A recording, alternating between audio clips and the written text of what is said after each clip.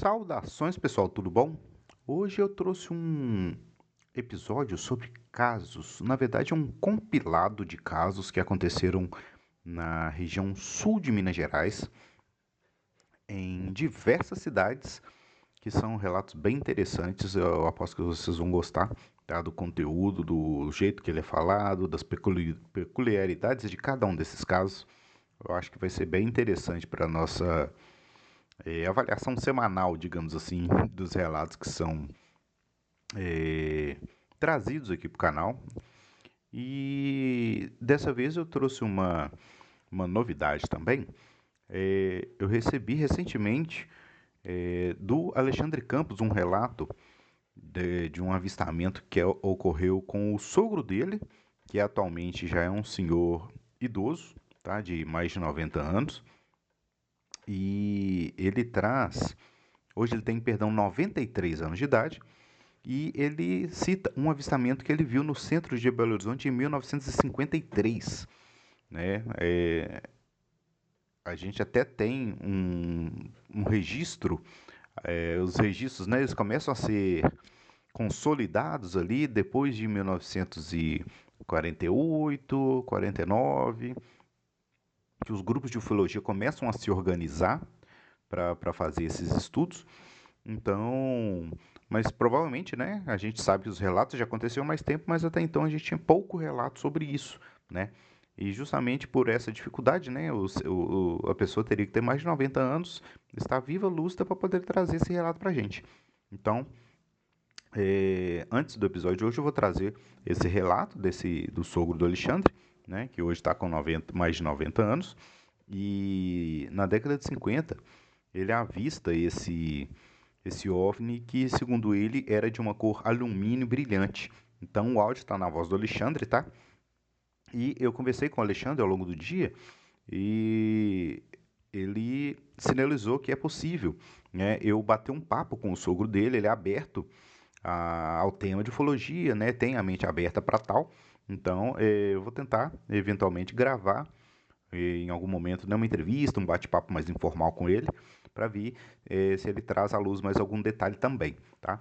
Então, sem mais delongas, fiquem com o episódio de hoje, divirtam-se, tá? Então, tem um relato agora e, na sequência, o episódio com diversos relatos acontecidos centralizados ali na região sul de Minas. E, se não me engano, o último relato é na Serra do Cipó, é um relato recente, tá? Tá rolando agora na internet. Ele descentraliza um pouco do foco da região sul, mas ele é igualmente interessante. Eu acho que vocês vão gostar bastante, beleza? No mais é isso, fiquem bem, fiquem com Deus e deixando aquele abraço que eu não posso deixar faltar para os apoiadores, né, que costumam dar aquela força divulgando, que seja por Pix, que seja pelo Apoia-se, que seja na divulgação, compartilhando ali nas redes sociais, marcando. Então, gente, muito obrigado aí pelo apoio, tá? E não posso deixar de comentar também dos últimos comentários, né? Como já é praxe aqui, no episódio 76, né? Do depoimento, né? Do José Antônio do Caso Bebedouro. Cris Gardano comenta que já tinha visto uma dezena de podcasts de canais desde o Hangar 18, mas nunca com essa visão detalhada, e a excelente entrevista é, permitiu nota 10. Gratidão por você fazer um trabalho gratuito. Ô, Cris, muito obrigado, cara. Imagina, eu fico super feliz de, né, sempre que possível trazer material, né, que seja interessante para vocês, que agregue, né, no conhecimento, acima de tudo. Então, eu fico muito feliz de poder compartilhar, né, o conhecimento com vocês. Eu acho que nesse compartilhar a gente aprende muito, né, é de mão dupla. Então, muito obrigado. E outro comentário também recente foi do usuário eJosé12BR, que achou muito inteligente, muito interessante o episódio 63 sobre o General Cho e a Dona Irene Grank, né, que achou muito interessante que eles foram gigantes da ufologia, nos deram um legado inigualável que não pode ser esquecido. Então, usuário José, concordo plenamente com você. Exatamente, a gente não pode deixar de reverenciar essas pessoas que fizeram a nossa ufologia, né? Eles trouxeram um trabalho íntegro, sério, de um padrão absurdo, uma régua muito alta. Então, a gente tem sim que, sempre que possível, lembrar desse pessoal que veio antes da gente, que trouxeram parâmetros ufológicos para pesquisa e fizeram a ufologia chegar onde ela chegou, beleza? Então, muito obrigado. E galera, sem mais delongas, fiquem com o episódio de hoje e espero que vocês aproveitem, beleza? No mais, fiquem bem, fiquem com Deus e até breve. Valeu!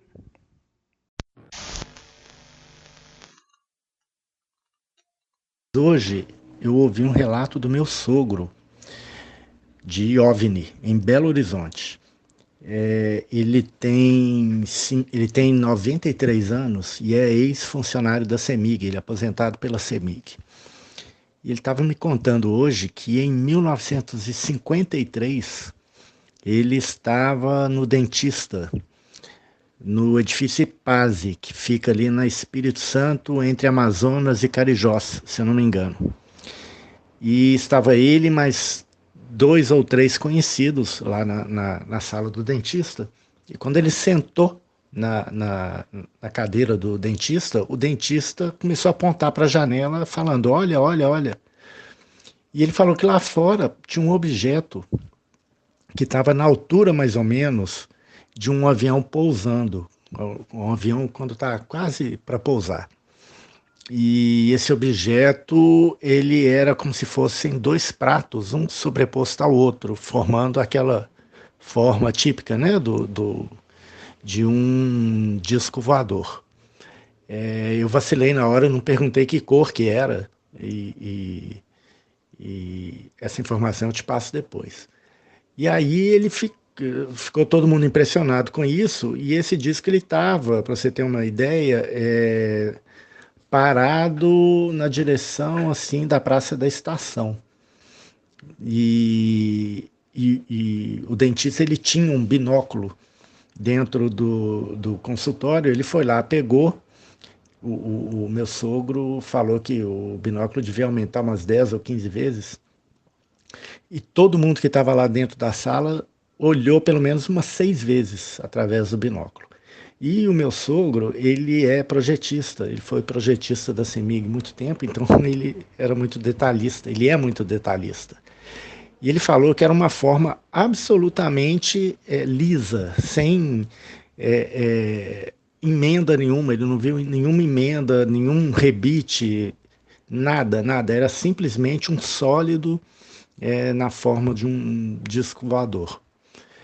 E que de repente eles estavam olhando lá e na hora que houve uma distração lá dentro da sala entre eles, quando eles foram olhar de novo, o objeto tinha sumido. Eu vou ver se eu consigo mais informações com ele. Já está bem idoso, tá lúcido demais, mas algumas informações podem ter passado. E eu vou ver essa questão da cor. E aí eu te falo mais tarde. Mais tarde não. Quando eu encontrar com ele de novo, ok? Abração pra você, cara. Isso foi em 1953. Eu não lembro de outro episódio nessa data aqui em BH, não.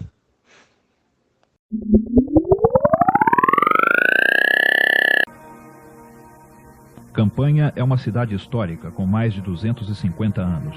Importantes avistamentos já ocorreram aqui.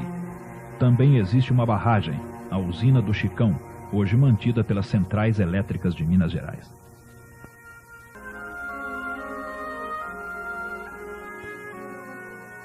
De 1979 a 1988, ao menos uma vez por semana a cidade presenciou a manifestação de fenômenos luminosos curiosos, geralmente testemunhados por dezenas de pessoas. Um grupo informal de interessados em ufologia vem cuidando de registrar os diversos casos. Um fenômeno grandioso foi presenciado por dezenas de moradores. A professora Angelina Serrano, líder do grupo, conta o avistamento de um enorme objeto que chegou a tapar uma parte do céu da cidade. Eu vi aquele movimento das pessoas em frente ao Cine Palácio, apontando para o céu. Nesse momento eu corri até a esquina da rua Nossa Senhora de Sion. Tamanho foi o meu espanto ao observar um objeto imenso que vinha em nossa direção, em direção às palmeiras da praça. E eu procurei um lugar mais obscuro, um lugar mais escuro para uma observação melhor. Quando eu percebi o tamanho do objeto, era um Zeppelin. O objeto deveria ter uns 30 metros de comprimento por 15 ou 18 de diâmetro. Parecia um casco de navio. Aliás, o objeto dava a impressão de que fosse um navio mesmo, um casco desgastado pelo tempo, uma coisa enferrujada com umas manchas de ferrugem. Neste momento eu fui observar as pessoas e percebi pessoas subindo nas palmeiras imperiais. Estava baixíssimo. Ele cobriu mais ou menos um terço do céu, o céu estava estrelado. Ele cobriu mais ou menos um terço do céu daquilo que nós estávamos observando, aquela parte do céu que nós estávamos observando. As pessoas começaram a entrar nos carros, em Fusca, 10 pessoas, 8 pessoas dentro do Fusca para observar o objeto e seguir. E não só na praça, como muitas pessoas de campanha observaram esse fenômeno, que até hoje eu digo que foi um dos maiores fenômenos ufológicos, não só de campanha, mas também da nossa região. Encontrei essas pessoas, todo mundo conversando, o que era aquilo que tinha passado no céu, parecia um zeppelin ou alguma coisa. Aí eu parei para conversar também e ver o que estava acontecendo, porque eu já tinha visto aquilo que tinha passado e não sabia nem o que era. Aí a gente estava ali na esquina conversando, quando ele teve um sentido assim, o que passou que eu vi foi para lá. E a esquina é aqui, e esse sentido assim. E a gente estava conversando na esquina, aí quando vieram 3 luzinhas de lá para onde ele foi, e vieram 3 luzinhas, assim, zum, zum, zum, e formaram um triângulo bem em cima da cabeça da gente. Um triângulo. As luzinhas, quer saber a cor?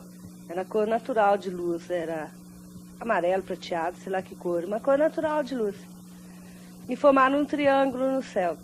E ficaram assim, ó, nem 1 segundo ou 2, sei lá, não deu para contar. E formaram de novo uma filinha, as 3 luzinhas, zum, zum, e foram para aquela posição. E foram embora, as 3 luzinhas. Time check.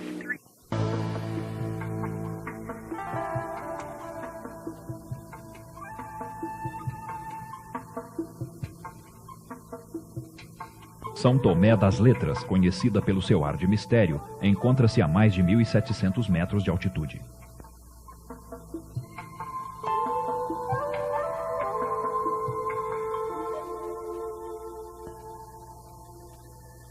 Muitos acreditam na energia curativa de sua composição geológica e outros veem nessas serras um ponto de manifestação de seres extraterrestres.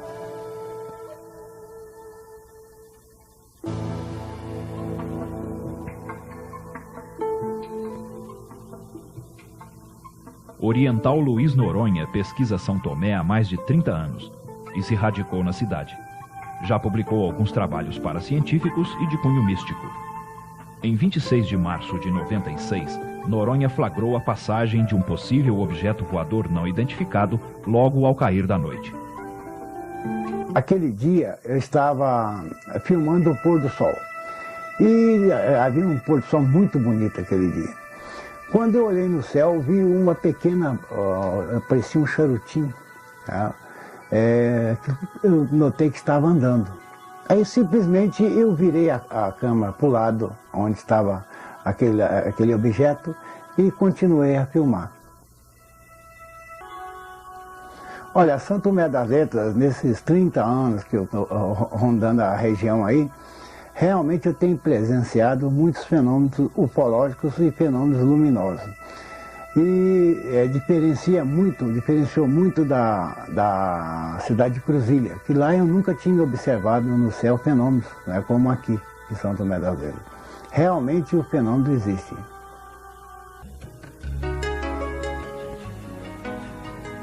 Em Cruzília, grandes círculos apareceram subitamente neste morro que pode ser avistado de várias partes da cidade. O capim cresceu de forma anormal com o surgimento súbito de muitos cogumelos totalmente desidratados.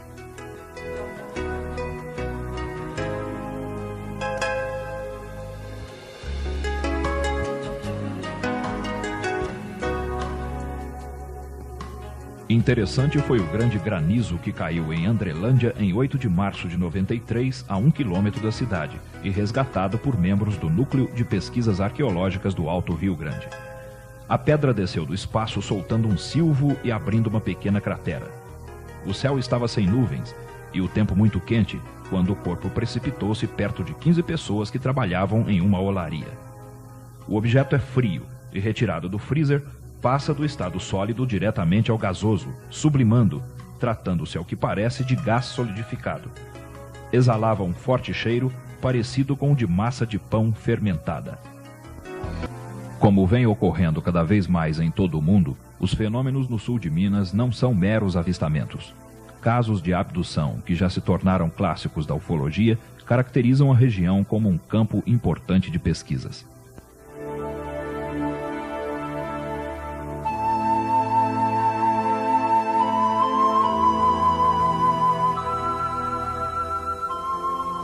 Alguns deixam evidências físicas, como o sequestro de Arlindo Gabriel dos Santos, em Baipendi.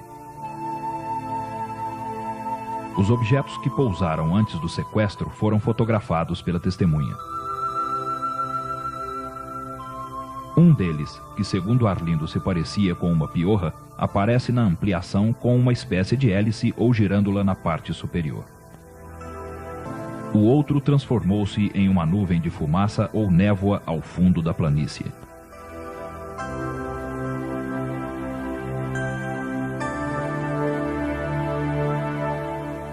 O artefato maior trazia em seu interior alguns seres, sendo um deles do sexo feminino.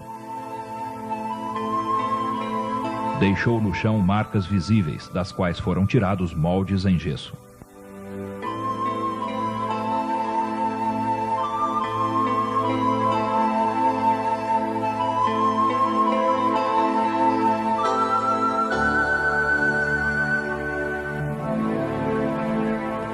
A modesta máquina fotográfica da testemunha teve o mecanismo interno de disparo coberto com uma espécie de fuligem, aparentemente uma reação química.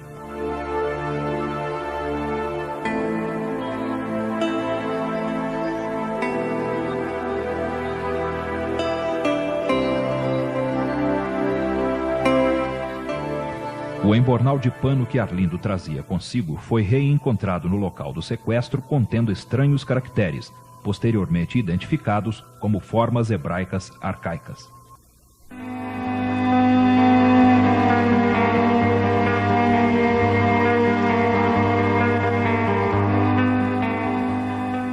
Geraldo Simão Bichara também foi vítima de uma abdução. Seu caso é peculiar por ter ocorrido exatamente dentro de instalações militares, a Escola de Sargento das Armas, ESA, de Três Corações.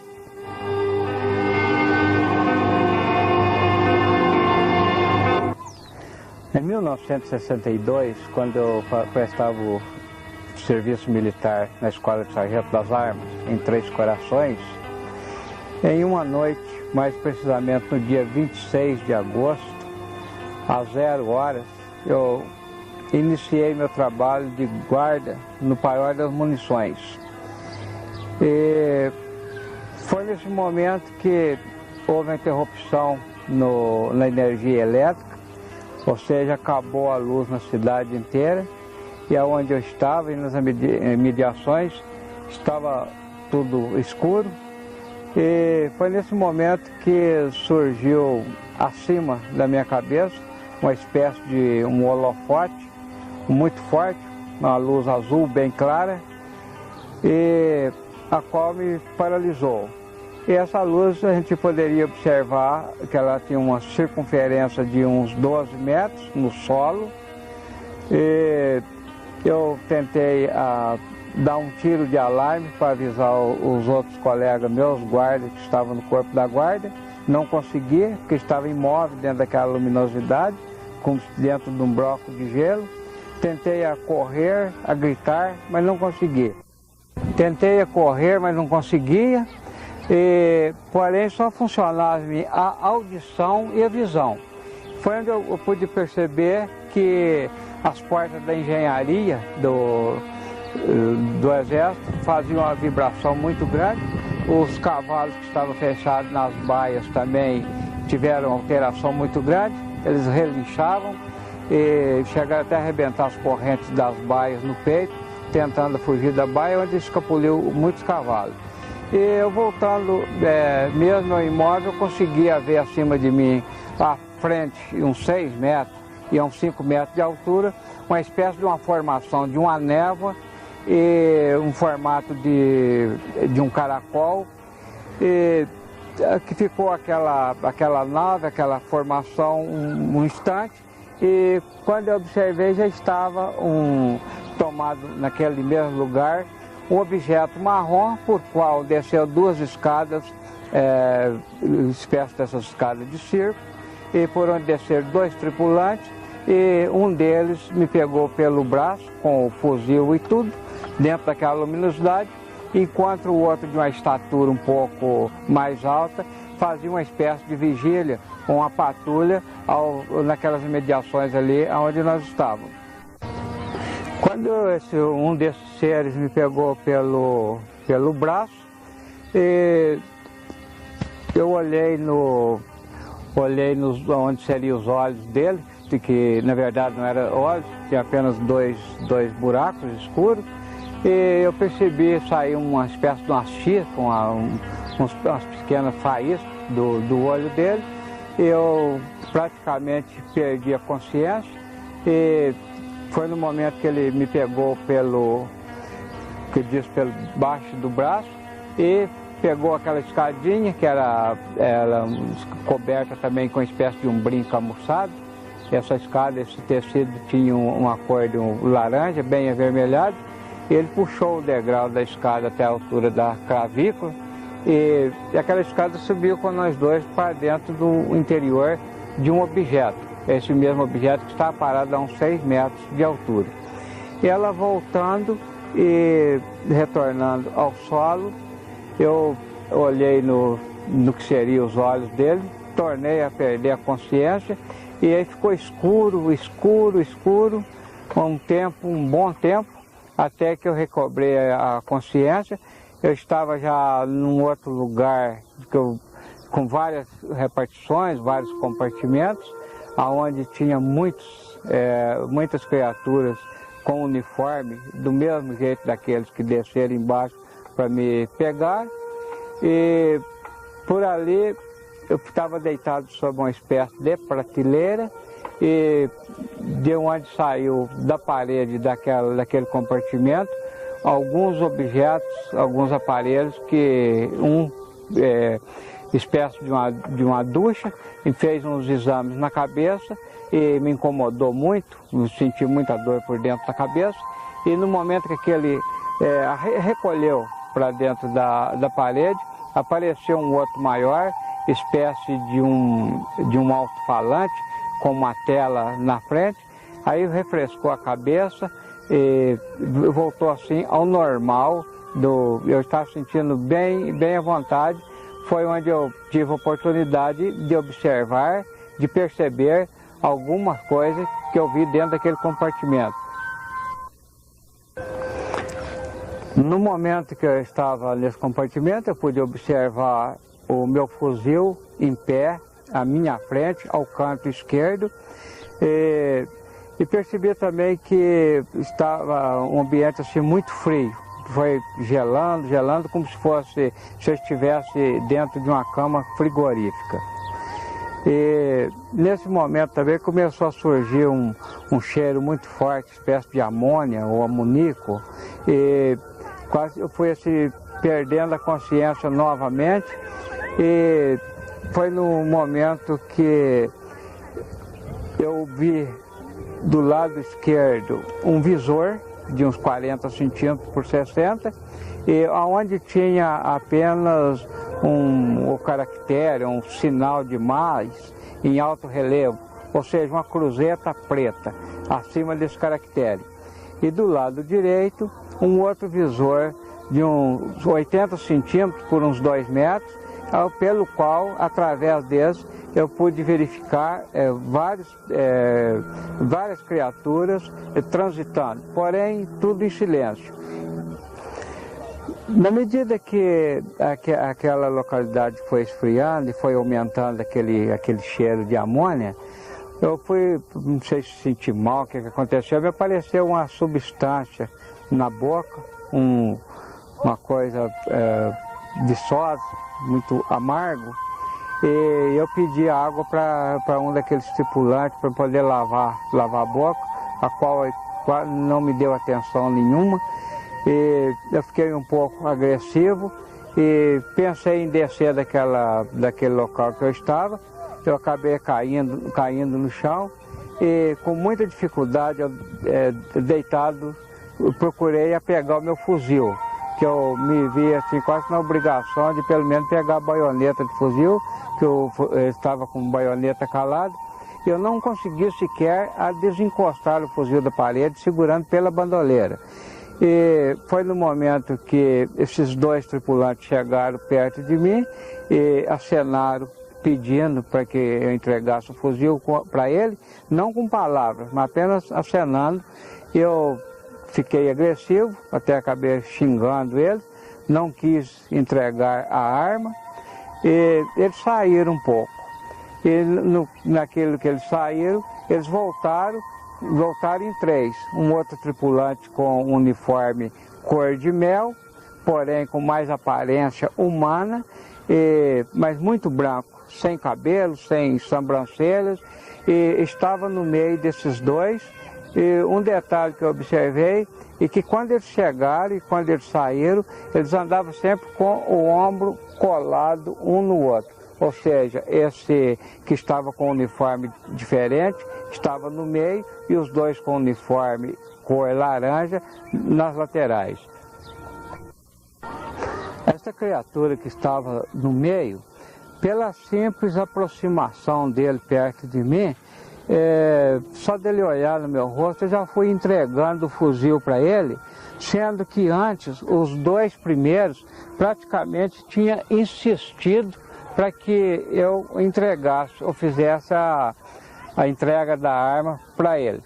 E eu achei interessante que pelo simples fato já me deu assim, aquela vontade de fui entregando sem ele falar, sem ele pedir.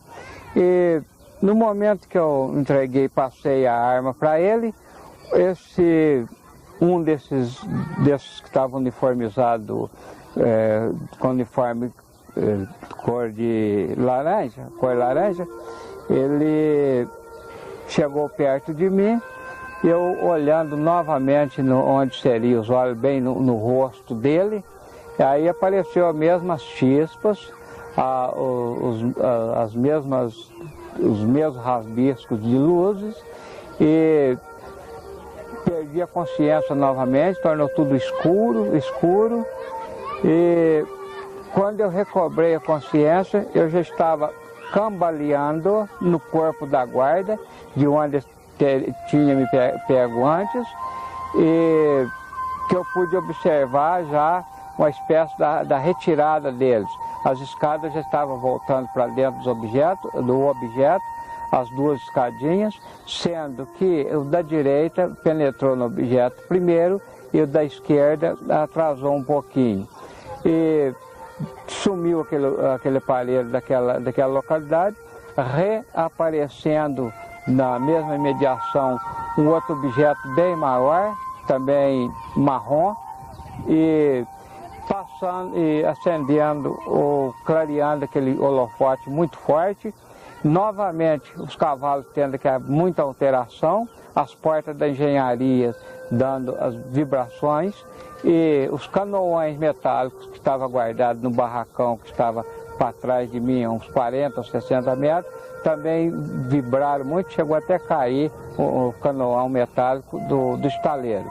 E foi aquela luminosidade clareando, passando pela veterinária, a farmácia, o potreiro, as estrumeiras, e a capineira, e até quando chegou no leito do rio, aproximou-se do rio, aí apagou aquele holofote daquele aparelho, daquele objeto, e retornou a luz na cidade na hora. Neste momento veio praticamente a meu socorro toda a guarda, ou seja, meus companheiros e o cabo da guarda, o sargento, a guarda completa, veio em meu socorro, mas correndo para me retirar daquele local. Eu tentei passar o serviço com alteração para o cabo da guarda, para o sargento, e eles me disseram, não, vamos embora, lá você explica, lá no corpo da guarda você explica, amanhã você explica isso, vamos. E eu fiquei assim um pouco assustado com eles, pensando que ainda era alguma coisa daquele acontecimento do objeto. E um detalhe que eu deixei na hora que eu vi aquela claridade, aquele objeto, de início, eu pensei que seria algum ataque, na época até pensei que seria um aparelho russo, naquele tempo falava-se muito em comunismo, essas coisas e tal, então os militares todos tinham ciência daquilo, então foi o que eu pensei de ser um avião, um aparelho de um país que não fosse daqui e um possível ataque. Tudo isso eu tinha assim, uma consciência de que eu sabia bem, estava bem ciente até o momento que essa luz pairou sobre mim. Depois só pude ter assim, um conhecimento total do caos, do acontecimento, através de uma regressão de memória. Todos aqueles que se dedicam ao estudo dos UFOs conhecem a cidade de Passatempo. O pesquisador Antônio Faleiro faz seu trabalho comparando aparições ufológicas com mitos do folclore brasileiro.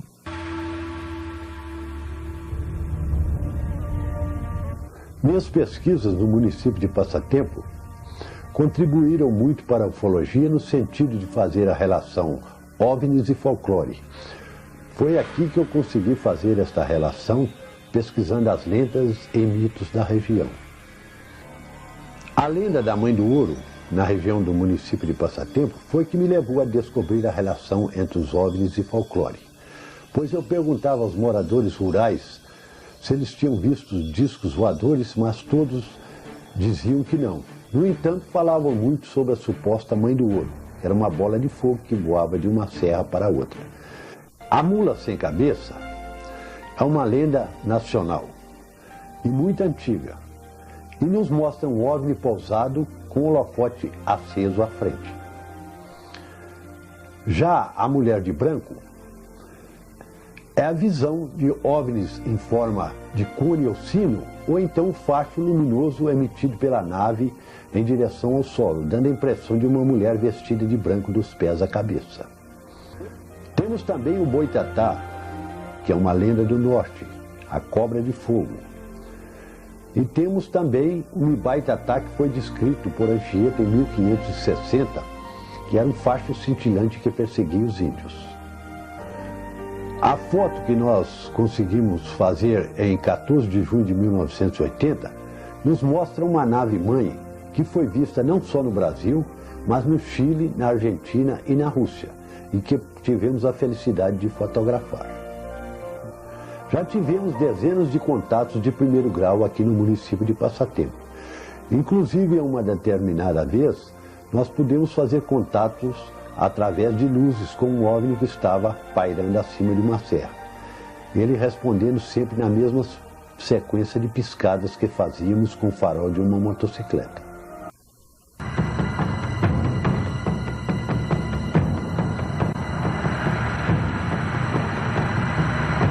Eu vi um clarão dentro d'água e o companheiro falou para mim, sai daí que tem um trem diferente. Quando eu olho para cima, era um tipo de uma barca grande.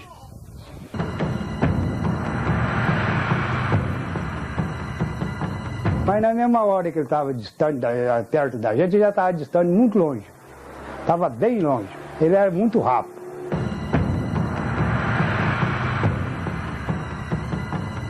E nisso ela vinha surgindo, subindo e veio pro nosso lado. Aí nós fomos obrigados a correr dela.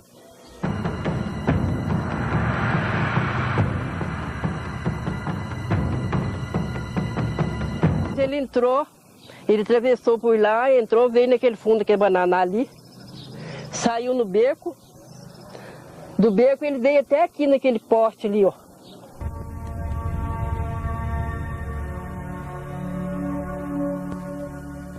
A bonita e aprazível localidade de Córrego do Ouro, ainda um distrito, também está à beira das águas de Furnas. Aqui uma estranha luz é conhecida como o fogo da aldeia, que ronda as casas, segue os caminhantes e parece ser inteligente. João Geraldo da Silveira já avistou essas luzes por diversas vezes e conhece todas as histórias contadas. Faz mais ou menos aí uns 30 anos que aparece isso aqui, esse fogo.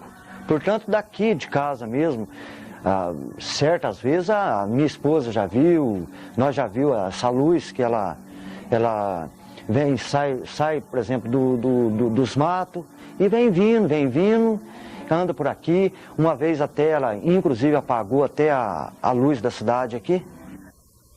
Aparece sempre ali pelas 11 horas da noite, meia-noite. Então quem conta isso várias vezes são os antigos, né? Ela saiu do lado aqui de Alfenas, veio vindo até uma senhora que, inclusive, ela está viva até hoje, que contou isso na cidade e não foi só ela também que viu, não. Foi diversas pessoas que viram. Ele foi na chave, deu uma volta no corredor e foi na chave principal da cidade e apagou a luz da cidade.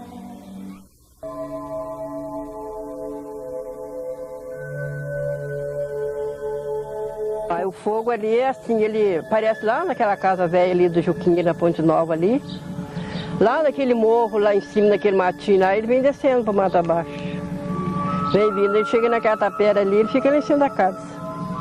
Veio aqui em cima da casa do Joer, aqui na entrada aqui desse sítio. Veio no portão do Cláudio ali, da Gerarda, dentro do Córrego do Ouro. E veio no portão do Cláudio ali, na casa da frente. Depois ele entrou, ele atravessou por lá, entrou, veio naquele fundo que é banana ali. Saiu no beco. Do beco ele veio até aqui naquele poste ali, ó. Aquele transformador da entrada ali que tem aquela caixinha. Ali ele acendeu um fogo muito grande, pegou debaixo, até as crianças até ficou com medo, correu para dentro. E depois ele subiu para cima, foi lá pro campo de futebol para lá. Lá no poste do Juvenal.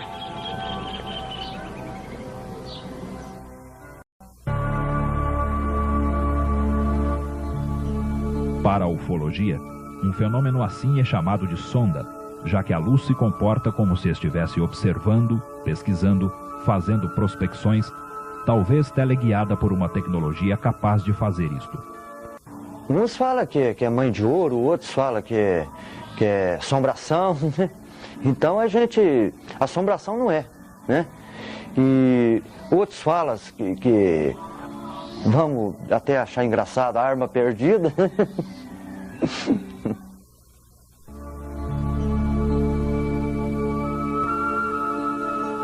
Os mais antigos sabem de diversas aparições do fogo da aldeia nos últimos 40 anos.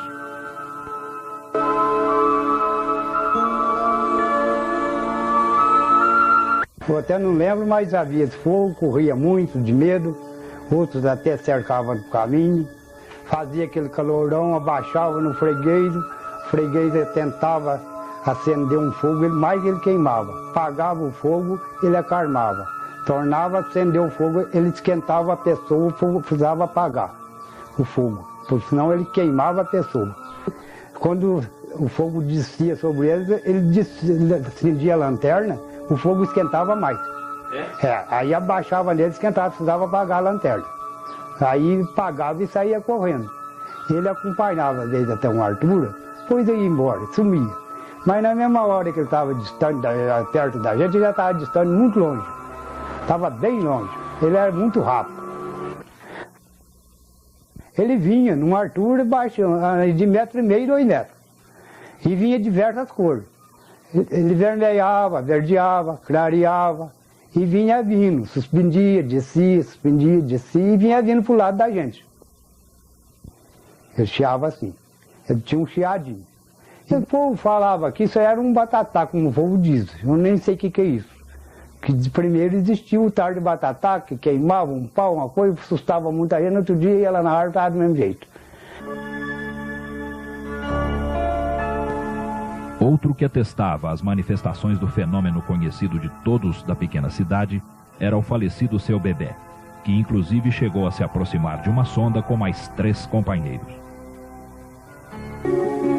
Veio o irmão que morava na roça, e ele chegou lá e falou assim, vamos ali que tem um fogo debaixo de uma árvore. E nós saímos e fomos, e estava mesmo, e nós rodeamos, escuramos em roda dele lá, e ele ficou no meio, e nós fazemos a roda bem tempo. E ele não saiu, e nós também paramos. E, de repente, ele saiu, e nós não viu, eles passaram no meio de nós. Ele já estava debaixo dessa estrada aqui. Aí sumiu. Mais ou menos no escurecer, ele estava zanzando ali, eu falei, achando que era aí uns namorados que estavam com lanterna, essas coisas, e eu vi, ele estava no barranco, pertinho mesmo, o barranco está lá até hoje.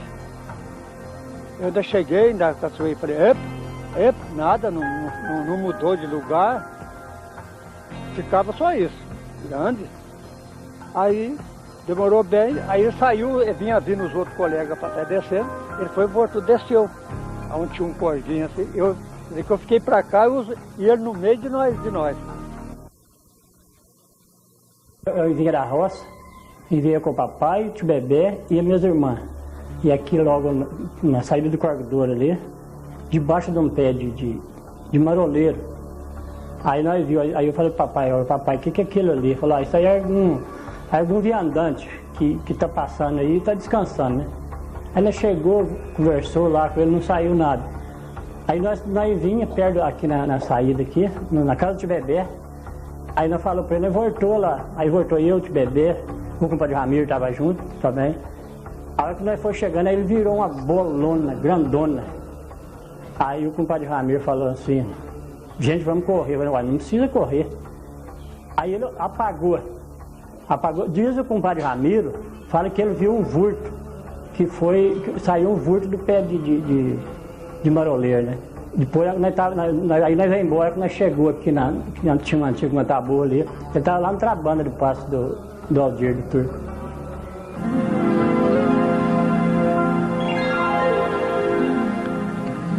Ao início da década de 80, o grupo de ufólogos do então Centro Varginhense de Pesquisas Parapsicológicas realizou uma série de vigílias e medições em Córrego do Ouro. Uma sonda para detecção de variações eletromagnéticas foi instalada. Constatou-se a ocorrência regular de emanações de gases em um sítio próximo da cidade com efeitos luminescentes. Porém, os relatos sempre foram bastante incisivos. Eu estava pescando uma vez, estava pescando, eu e o companheiro. Mais ou menos às 8 horas, 9 horas da noite, eu vi um clarão dentro d'água. E o companheiro falou para mim, sai daí que tem um trem diferente. Quando eu olho para cima, era um tipo de uma barca grande. E aquilo suspendeu para cima, transformou uma bola de fogo e virou um tipo de uma lancha. E aquilo foi jogando fogo para baixo, foi jogando fogo para baixo. E aquela bola de fogo foi suspendendo e caindo, como se fosse uma cinza que o senhor joga para cima. Que foi caindo, quando veio sumiu. Aí saí para a beirada da água, distância mais ou menos uns 50 metros mais ou menos. Formou igual seja um prato mais grande, aquele foi subindo para cima, foi subindo e sumiu. Meu pai, que é mais velho que eu, do outro, que é um homem antigo, morreu com 84 anos, e já conhecia ele há 70, 80 anos atrás. Meu pai contava demais dele. Meu pai trabalhava, saía quando era de noite, vinha do serviço de noite, que antigamente corria mantimento, ficava até tarde da noite correndo mantimento. Então ele vinha e encontrava com ele nas estradas. Mas ele nunca teve medo dele, não, nunca cismou de cisma, não, porque nós estamos acostumados com ele por aí.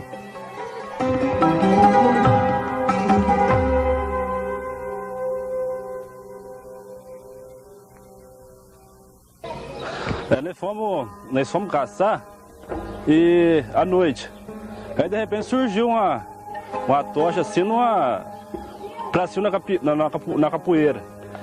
Aí aquela tocha subia, de repente ela baixava e diminuía, né? Quando vê, ela tornava aquela tocha e começava a aumentar, né? E dando aquela claridade grande, né?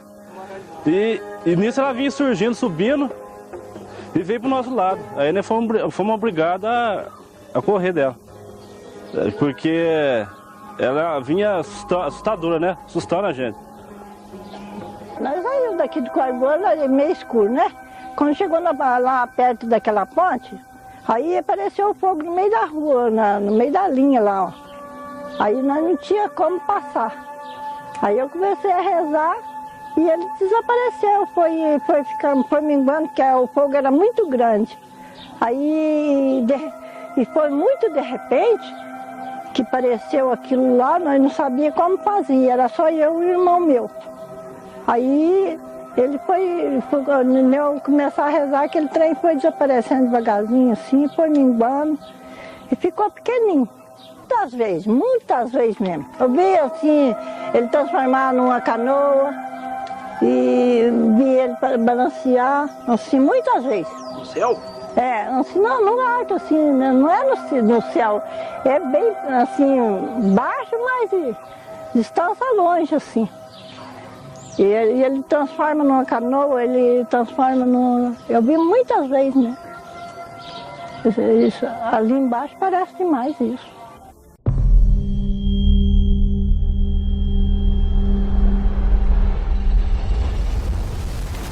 Você está ouvindo Projeto Contato Podcast.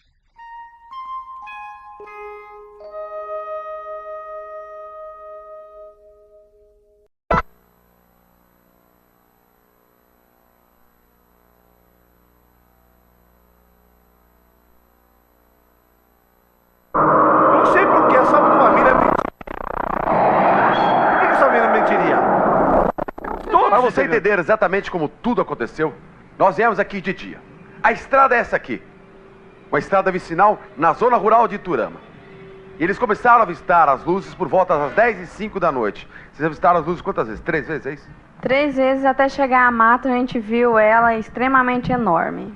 Quando eu olhei para cima, bem no rumo da copa daquela árvore lá estavam as luzes, quietinha. Por baixo, um tipo de um anel, um vazamento de luz. Então a gente continuou, todo mundo observando, e meu pai pediu pra gente fechar o vidro do carro, né? E eu pensei, vou segurar no volante do carro, que o meu pai olha para trás e certifica se a gente tá vendo realmente um OVNI. Eu fui anestesiado pela mão esquerda quando eu enfiei a mão na porta para fechar a ventarola do carro. Eu senti aquele tipo de uma agulha no dedo. Só que assim que isso foi no dedo, saiu nos meus pés. Eu fiquei imobilizado e medo de o carro talvez encapotar ou sair da estrada, que é a estrada de fazenda com um barranco. Eu pus as duas mãos no volante e já fui atacado por um cheiro diferente. Foi quando eu olhei e eu vi o rosto, né, de um ser extraterrestre. Segundo João Caiana, todo esse processo demorou apenas alguns minutos. Quando ele acordou novamente, seu carro estava a cerca de 200 metros de altura, levitando. O carro estava levitando, você estava subindo, conseguiu ver isso? Subindo e rápido. Rápido, eu senti ser chupado. O carro e tudo, a família toda? Tudo, o veículo no volante. E da mesma forma que eu senti ser levado, eu assisti tudo novamente voltando para a terra. É um aparelho muito perfeito, uma construção incalculável em beleza e acabamento, muito branquinho, né? E toda acesa. É uma delícia. Eu tive condição de ver alguma coisinha muito pequenininha, muito pouca, mas se fosse para mim escolher entre planeta Terra e planeta deles, eu ficaria com deles. No interior da nave, poucos lembram o que exatamente aconteceu. Que parece que a gente estava amarrado, pé e mão, imóvel. Eu às vezes tentava levantar o olho para olhar para frente e ver onde a Lavínia estava, eu não conseguia. Meu pai em pé, a minha mãe como se ela tivesse amarrada o braço, abraçado à perna, eu com as pernas esticadas e com as mãos atadas no rumo do joelho, né? E a nossa amiga olhando por janela como se ela estivesse olhando por nada. A Lavínia deitada em cima de uma maca, tipo essa de hospital, e dois seres bem próximos de nós. O mais impressionante nesta história toda é o depoimento da neta de João Caiana, Lavínia, de apenas 4 anos de idade. Ela lembra com detalhes tudo o que aconteceu. A minha mãe estava agachada, aí meu avô estava em pé e a minha avó estava debaixo na mesa e eu estava em cima da mesa. Ah, quantos amiguinhos que era? 2. Um grande que tinha um olhão e o pequenininho que tinha um olhinho. Segundo a filha Magui, todos os membros da família Martins tiveram um chip colocado no corpo. Foi como se fosse uma bolinha de mercúrio, bem pequena, da cor de um metal. O carro foi deixado exatamente aqui nesse local, próximo a esse matabu. E assim que ele tocou no chão, ele rodou, normal, funcionando, engatado, eu desci. Fechando aquela curva embaixo ali, foi que é onde a gente tornou a ver novamente o aparelho. E segundo João, foi exatamente aqui neste local que a nave desceu. Mas quais são os vestígios? Simples. As pedras daqui, naturalmente, desta cor, depois do ocorrido, ficaram assim. Pretas de um lado, da cor natural de outro. O trauma que veio depois abalou profundamente a família Martins. Hoje, João e Magui não têm problemas em falar do assunto.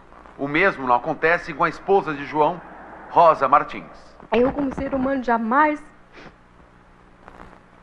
conseguiria eliminar isso da minha mente. No meio de tanta gente, por que nós fomos escolhidos? Eu até hoje,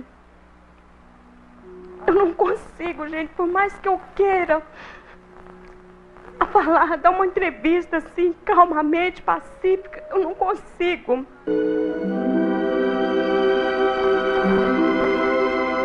Faz o bem para as pessoas, preguem a paz branca, porque os seres do vosso planeta estão precisando de ajuda e aproximação. Essa é a mensagem deles para a gente. Ô Paulo, você que esteve lá no local, Tá feio? você acredita nisso? Você acredita que essa família esteja falando verdade? Ratinha, é duro você imaginar que uma família, 4 pessoas e mais uma amiga que ela não quis dar depoimento, porque o pai é um evangélico e proibiu ela tocar no assunto, ele tem medo de tocar no assunto. Você imagina que 5 pessoas contem a mesma história e mais uma criança, né, de 4 anos, que na época tinha 3 anos de idade. Não tinha como treinar uma criança para contar uma história dessa. Não tem, porque eu peguei assim. Você vê que eu fiz entrevistas em vários locais. A única coisa que me deixa meio estranho aí é como é que ele ia falar que os seres falaram de paz, falaram em que linguagem? Então, como é que falaram com a menina? Conversaram, a menina me conta a história que eles conversaram. Eles não conversam pela telepatia, segundo a menina. Não conversam? Não abre, conversam através da mente. Eles conversam. E conversaram com a menina? A menina falou assim, mas eles não, eu perguntei, mas eles não mexiam a boca? Ela falou, não, ele falava comigo e não falava nada. Ela falava assim, ele falava comigo e não falava nada. Ela chamou assim, os seres do pratinho tampado, ela chama. Porque a nave, ela viu a nave, segundo ela, de um prato em cima do outro. Então ela chama de pratinho tampado. Quer dizer, o que mais me impressionou foi a criança. Porque eu não acho que os 3, um pai, é um senhor, um eletricista, uma pessoa conhecida na cidade, uma pessoa de uma classe média baixa, não é uma pessoa não almeja nada, vai pegar a mulher e se expor, porque eles estão desde janeiro, desde Bom, nós vamos tentar trazer a família para cá para contar alguns detalhes, porque eu acho essa história tão fantástica que era importante vir para cá. E eles fizeram regressão, e na regressão eles contam a mesma história. Se você não parar de falar, quem vai fazer a regressão, nós dois, já acabou o programa, vai meia hora. Boa noite, Brasil! Vem aí a Hebe Camargo! Seu João Caiana, como é conhecido, é eletricista. A mulher, Dona Rosa, professora. No dia que mudou a vida deles, o casal estava acompanhado da filha, da neta e de uma amiga da família. A gente vinha da fazenda. Logo que saiu, eu parei numa porteira e eu vi uma claridade. Aí na frente, assim, em sequência, espaço curto. Eu parei numa tabu para mostrar para elas que não era avião. Que eu olhei, ele já estava assim, após as árvores, né? Ele estava bem em cima. Trocou a temperatura de calor intenso, eu passei a ter frio e muito frio. Eu não vi a terra, eu só vi a copa dos eucaliptos, que era um eucalipto muito antigo e que não tinha como eu estar no chão e olhar a copa daqueles eucaliptos. Depois que foram levados, ninguém lembra de mais nada. Para descobrir o que aconteceu durante os 50 minutos que ficaram sequestrados, todos passaram por regressão com especialistas. E na regressão consta uma cirurgia na cabeça da minha filha, fez uma coleta de sangue na perna esquerda da minha mulher, a minha neta foi furada assim, parei com a coluna aqui, no pezinho. Logo depois, uns tempos, eu vi 3 na porta do meu quarto, que é os 3 que teve com nós, que é uma raça. E eu ainda queria morrer de apavoramento, porque o meu negócio é proteger a família, era isso.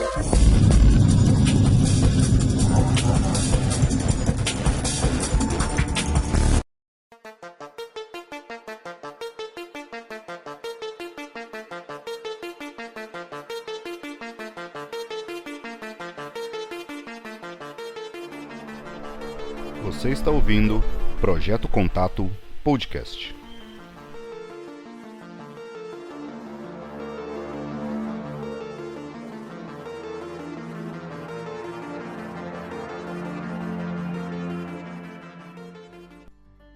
Nós estamos aqui no Hotel David com a Mônica Guidorize David, né? Ela é uma das proprietárias aqui junto com a mãe dela, né? Isso. Administram aqui o hotel.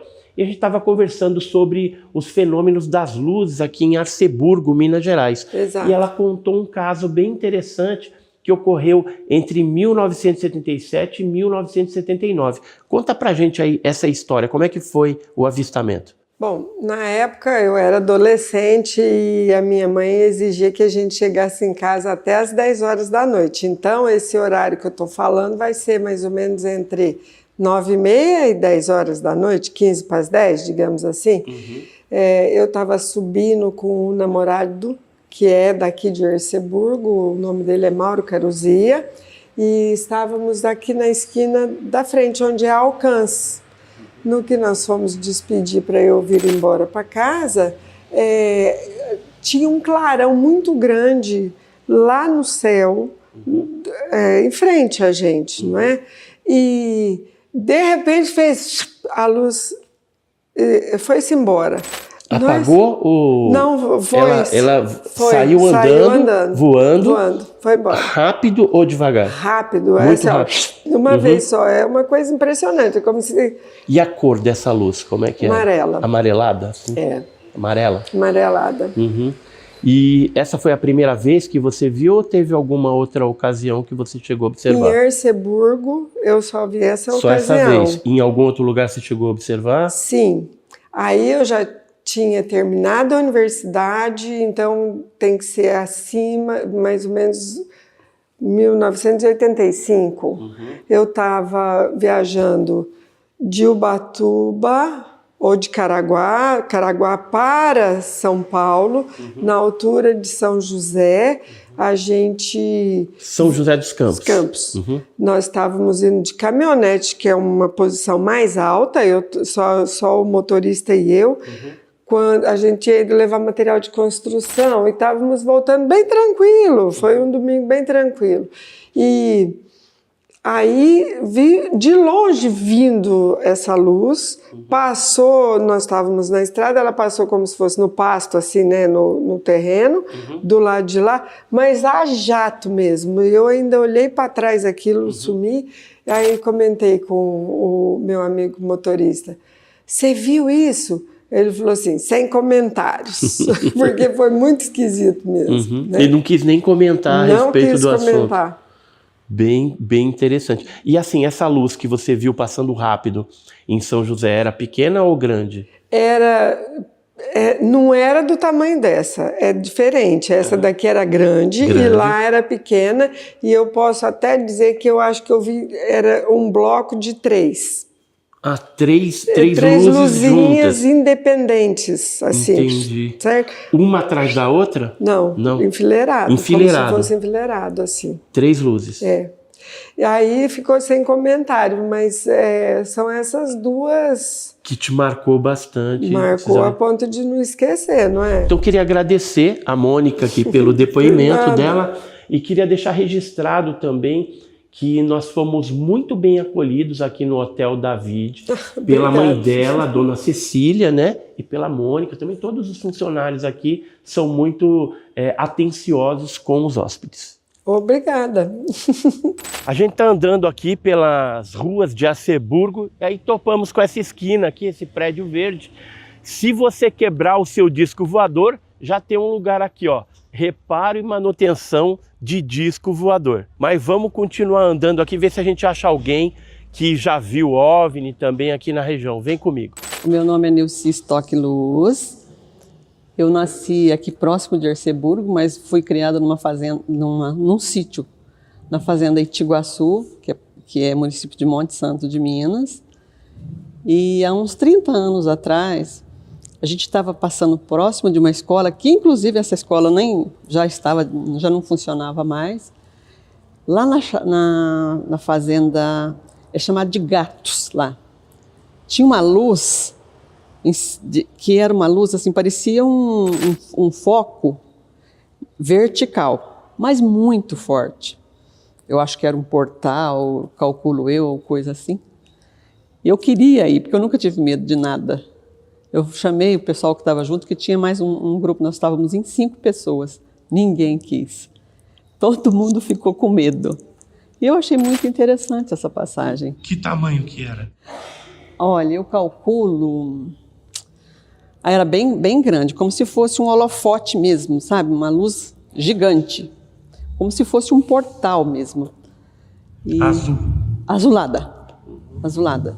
E como que sumiu? Não, daí logo a gente... Porque como ela estava num alto e a gente estava assim, num lugar também mais alto, mas a gente ia passar por um, né? Por um vale. Por um vale. Daí a gente entrou ali, o pessoal não quis ir até lá e eu sozinho não tinha como ir. Daí a gente não viu mais. Histórias de Mãe do Ouro. Você já ouviu alguma coisa aqui em Erceburgo? Não. Mãe do Ouro, essas lendas que o pessoal antigo contava? Não. Foi só essa vez mesmo que você viu algo diferente? Sim, foi essa vez que eu vi algo diferente. E a espiritual, igual a gente estava conversando agora há pouco, eu vi várias. Aqui próximo de Erceburgo tem um sítio, não vou falar o nome, porque... Mas o sítio também, lá acontecia muitas coisas, tipo o trator pegar fogo sozinho, de repente depois vira meu marido ficar mediunizado e vira uma pessoa e falar que tinha colocado fogo no trator porque estava mexendo nas coisas dele, estava mexendo nas palhas de milho, nem palha tinha lá mais. Outro dia aconteceu da gente encontrar na pia da cozinha um bolo de cabelo comprido, um cabelo preto comprido, também não foi colocado lá. Então é um sítio que eu cheguei a ver luzes lá também. Como é que foi essa experiência? Essa das luzes, eu estava na varanda, quando de repente veio uma luz gigante, tinha uma matinha para o lado de cima, iluminou toda a matinha e daí desapareceu. Essa eu vi desaparecer. Iluminou e apagou. Isso foi quando? Isso daí já está fazendo uns 25 anos por aí. E lá nesse lugar eu tinha um pouquinho de receio. Hoje você não mora mais para lá? Não. Hoje eu moro aqui em Erceburgo. Na cidade mesmo, né? Moro na cidade, morei muito tempo em São Paulo e estou retornando agora. É o seguinte, eu quero falar a respeito de um avistamento que eu tive, eu e minha esposa. E eu quero compartilhar porque eu achei uma coisa assim muito bizarra, sabe? É o seguinte, eu estava deitado com a minha esposa na cama, com a janela aberta, no verão passado agora, eu não me lembro se é entre dezembro ou janeiro, por aí. E de repente a minha mulher falou, lá, correndo, sabe? E eu fui olhar, estava vindo umas bolas no céu, do tamanho de uma lua. Eu não vi direito, que eu vi só no lance da janela. Minha mulher viu mais, que ela entrou na frente, na janela, e viu ela passando. Mas era uma coisa muito estranha. Eram umas bolas, eu não sei precisar quanto, entre eu e minha mulher, um acha que é entre 7 e 8, outro acha que é entre 11 e 12. E elas viajavam juntas, numa sincronia perfeita. Parecia até que tinha uma haste interligando elas. A haste a qual a gente não viu. E elas não possuíam luz própria, tinha a cor de uma nuvem, assim, do tamanho de uma lua, cada uma. E elas viajavam numa altura de um avião voando bem baixo. Não tinha altura de satélite, não. A gente estava enxergando assim, tipo um avião voando baixo, e na velocidade também de um avião voando baixo. Foi muito rápido o que a gente viu. E não emitia ruído nenhum. Porque se emitisse algum ruído, a gente teria visto, teria ouvido. Porque a altitude permitia, nem barulho de motor, nem deslocamento de ar, de nada, ruído algum. E eu resolvi até fazer um esboço aí, sabe? Não tinha luminosidade também. Era como se fosse da cor de uma nuvem branca. Só que redondinha, perfeita, sabe? E aí eu resolvi compartilhar isso com vocês. Elas viajavam numa sincronia perfeita e eu procurei, até com engenheiro aeronáutico, com pessoas entendidas da área, para saber se existia alguma tecnologia inerente a isso, porque a gente não conhece tudo, que a tecnologia caminha a passo largo, né? E eu até fiz aqui um esboço para tentar explicar. Porque falando assim não é muito... E a quantidade também de que a gente pôs também foi mais ou menos, porque não deu tempo da gente contar quantas eram. Mas era mais ou menos isso aqui. Então, eram as 10 horas da noite, mais ou menos, sabe? Por aí, uma noite clara, não tinha nuvem, não tinha nada no céu. E aí eu resolvi compartilhar aqui, porque, sinceramente, foi muito estranho. Muito bizarro, uma coisa que não se explica. Não tinha luz, não tinha ruído, é muito diferente do que a gente vê normalmente por aí. Foi um final de ano, ok? Eu já tinha o costume, naquela época, eu já vinha fazendo isso há uns 4 ou 5 anos consecutivamente, assim que acabava o Réveillon, no dia 1º de janeiro, eu pegava um ônibus lá em BH e, me mandava para a Serra do Cipó para fazer a travessia Lapinha da Serra Tabuleiro. Eu já tinha feito essa travessia várias vezes, já tinha passado e acampado no local onde ocorreu o fenômeno, algumas vezes também. E sempre foi muito tranquilo. Até aquele dia. Tava eu e um amigo meu. Esse amigo meu, ele é ateu. Ele não crê em nada assim espiritual, vamos dizer, né? A gente começou a travessia, acho que no dia 2 de janeiro. E essa travessia, galera, dá para você fazer ela, se você sair leve e com pouca coisa, em um dia você faz. Você sai de madrugada, você chega lá no final, lá na Pinha da Serra, no final do dia, e é possível. Mas é tipo assim, andando rápido, sem parar, é aquela correria. Não era o nosso caso, a gente estava planejando fazer uma viagem de 10 dias, parando e acampando ao longo lá da Serra do Cipó, e chegar com calma depois no nosso destino final, que era Tabuleiro. É uma vilazinha mineira aqui perto da cachoeira, é um lugar maravilhoso. E, como já falei para vocês, conheci isso tudo, né? Já conheci o local, era uma viagem que não tinha, teoricamente não haveria surpresas, assim. Bom, esse amigo meu e eu saímos cedinho do camping onde a gente tinha chegado no dia anterior, né? E começamos a travessia.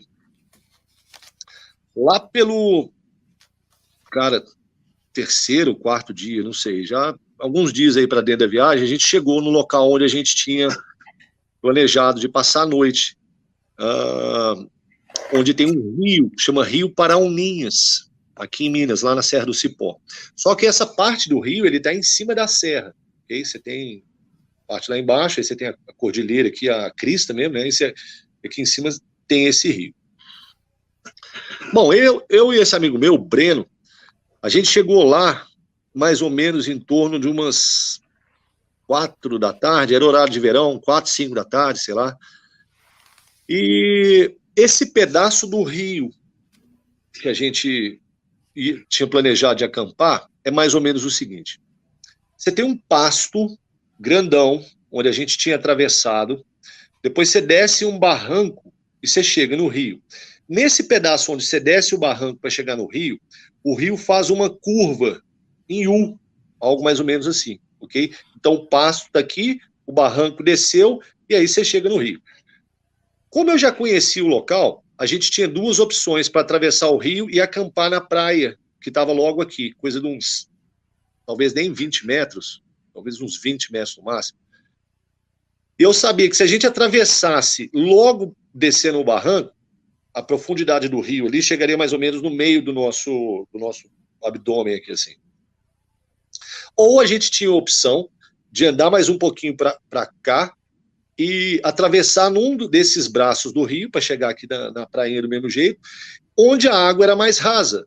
Ali o trecho era bem mais raso, dava para atravessar ali com a água tipo na metade, desculpa, na metade da perna, ok? Eu e esse amigo meu, por vibração de curtição, vamos atravessar com a água mesmo, ele já estava todo molhado, estava chovendo, então azar. Atravessamos com a água na cintura, carregando as mochilas, chegamos na prainha lá, botamos mochilas, montamos os abrigos, eram 2 barracas, cada um montou sua barraca, e depois a gente tinha levado uma lona dessas pretas de construção comum, como era época de chuva, para a gente poder ficar, cozinhar lá embaixo, fazer as nossas coisas, né, ficar abrigado ali mesmo do tempo, antes de não ter que ficar dentro da barraca o tempo todo. Beleza, chegamos lá, montamos as barracas, trocamos de roupa, botamos as roupas secas, fizemos um rango, comemos alguma coisa e ficamos lá, proseando. Isso aí já estava à noite já. A gente certamente não ia levar muito tempo para ir dormir. E eu e esse amigo meu, a gente estava sentado na areia dessa praia, né, próximo ao rio, quando de repente, galera, no barranco onde a gente tinha descido, acendeu uma luz azul, mais ou menos meio oval assim, um tipo de azul da cor da tela daqueles telefones celulares que tinha antigamente, sabe?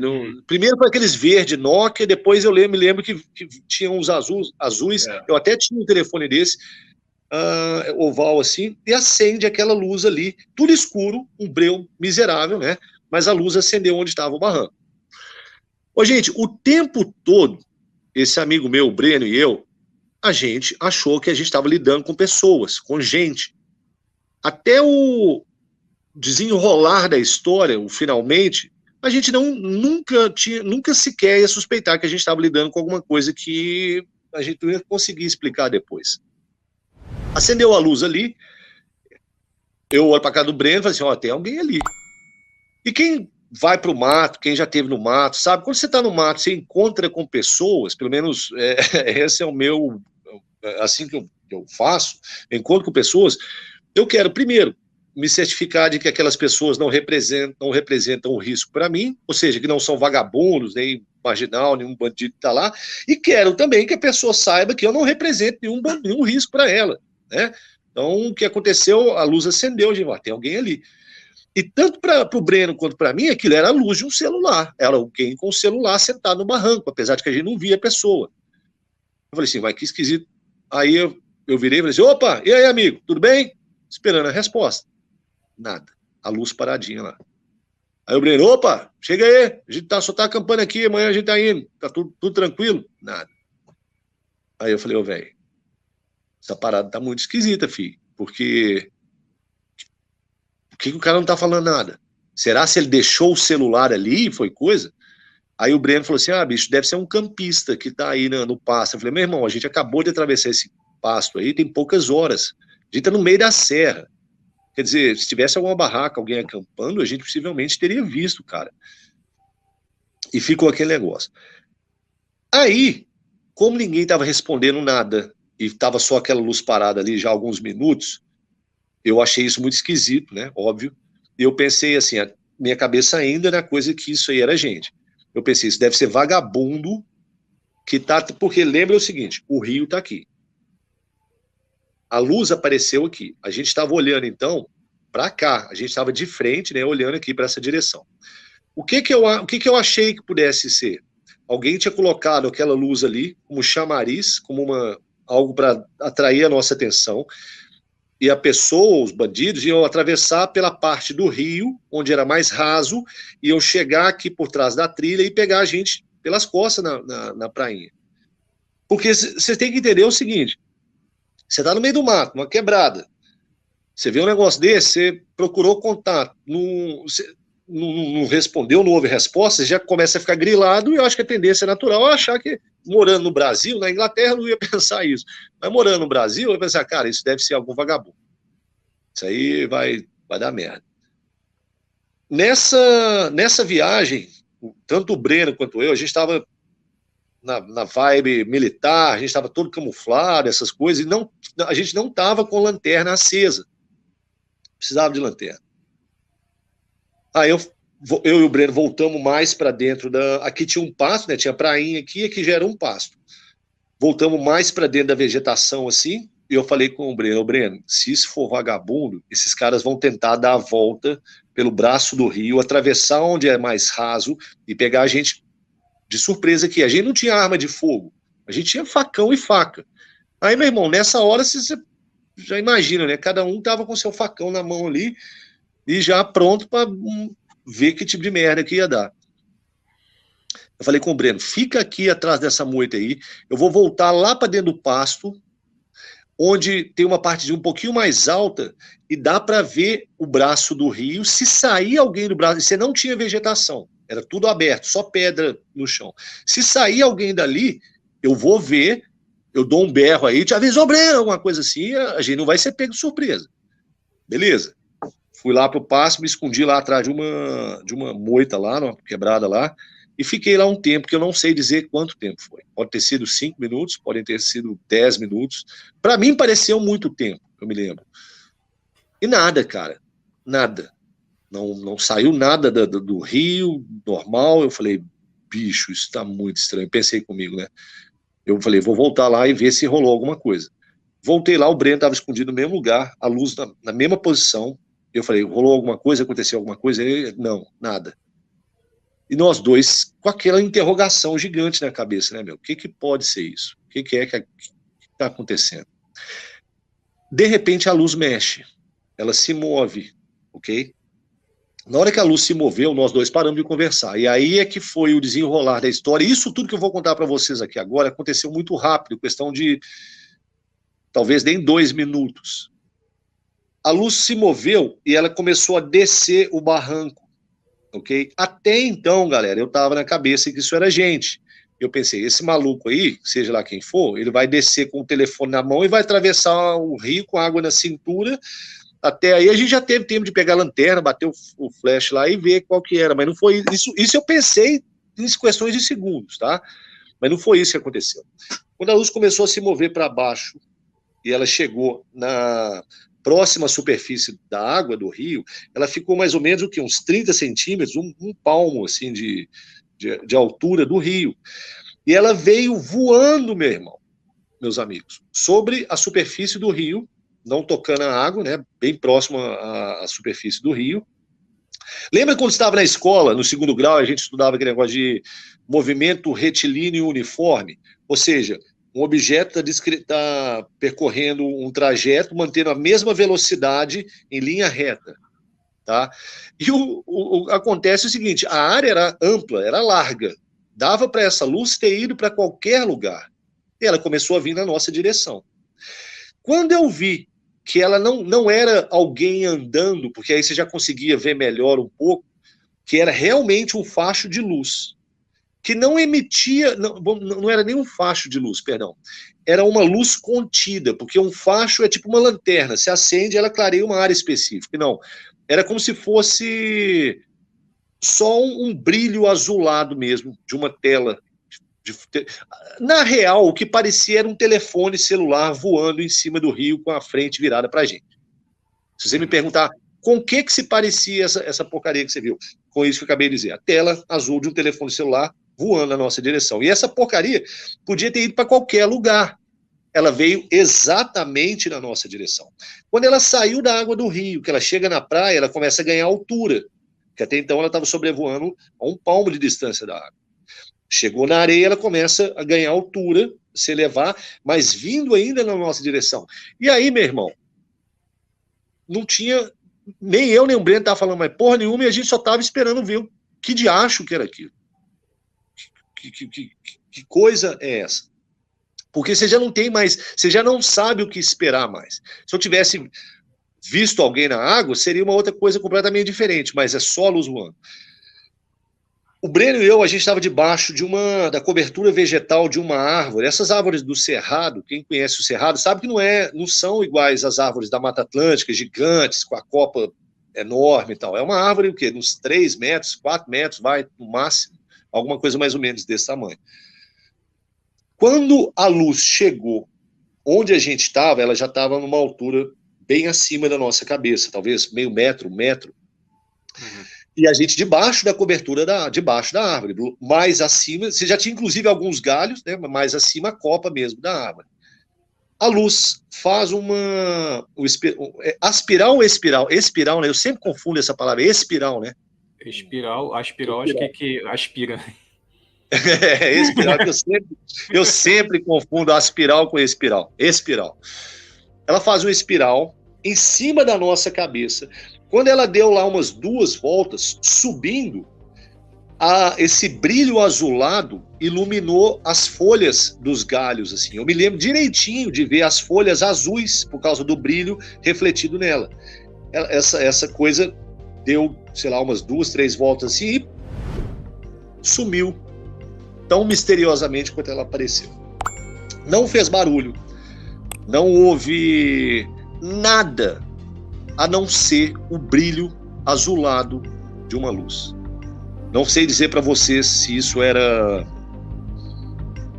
Na verdade, eu não sei dizer porcaria nenhuma sobre a origem desse fenômeno, a não ser exatamente o que aconteceu.